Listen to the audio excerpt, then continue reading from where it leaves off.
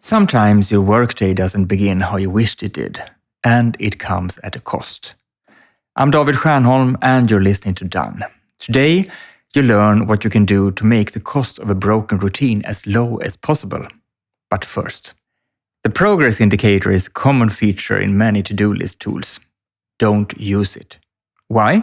Well, I'll tell you why in a blog post on the Struktör blog. You'll find a link in the show notes.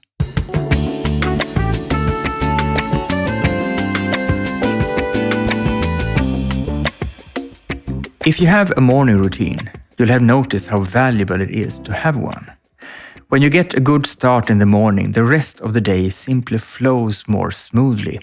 Things work out, you get the right tasks done, and you use your time well.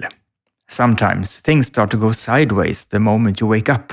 But surely you, like me, have at some point deviated from your usual routine, accidentally and against your will.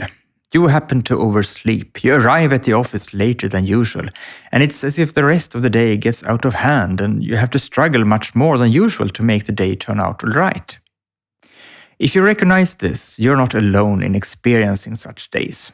Indeed, in a study titled Stumbling Out of the Gate, the Energy-Based Implications of Morning Routine Disruption, McLean et al. Found that a disrupted morning routine tends to lead to increased fatigue and a reduced sense of calm during the day, which in turn lowers your commitment to work and makes it harder for you to achieve your goals. Breaking the morning routine comes at a cost. But what should you do if you have one of those awful mornings that just gets out of hand? Well, McLean and colleagues advise you to go back to your normal workday routine as soon as possible. Don't try to make up for lost time by breaking more daily routines, because you'll only make the problem worse. And if you're a manager, be careful when compensating for the deviation from your routine, so that you don't do anything that forces your colleagues to deviate from their routines in turn, which would spread the negative effects throughout the organization. Do this.